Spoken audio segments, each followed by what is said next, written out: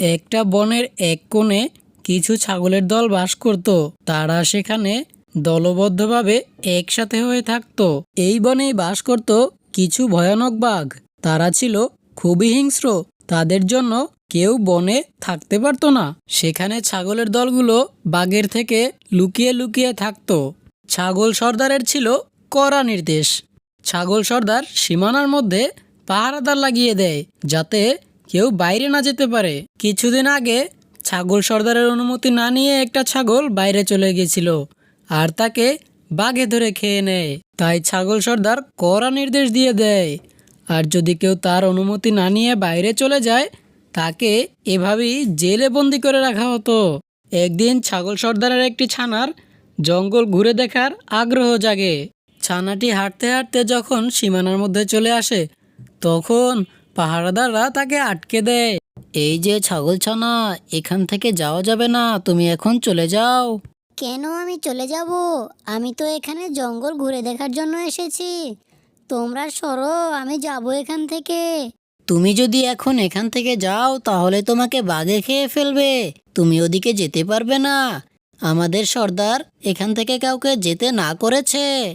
আমাকে বাঘে কেন খাবে? আমি তো শুধু ঘুরতে চেয়েছি। এই জঙ্গলটা ঘোরা শেষ হলেই আমি চলে আসব, কথা দিলাম।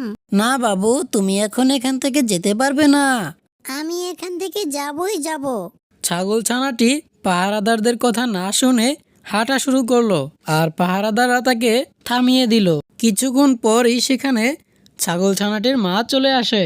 মা দেখো, এই কাকুরা আমাকে বাইরে যেতে দিচ্ছে না। বাবা, এই কাকুদের কথা শোনো। এখান থেকে বাইরে যাওয়া যাবে না, তাহলে বাঘে খেয়ে ফেলবে। তুমি আমার সাথে বাড়িতে চলো। আমাদেরকে বাঘে খেয়ে ফেলবে বললেই কি হলো? আমাদের কি কোনো স্বাধীনতা নেই নাকি?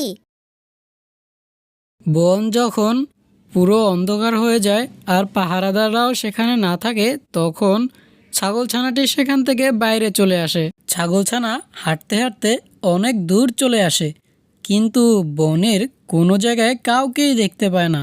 কিছুক্ষণ পর একটা বক উড়ে এসে ছাগলছানার সামনে পড়ল।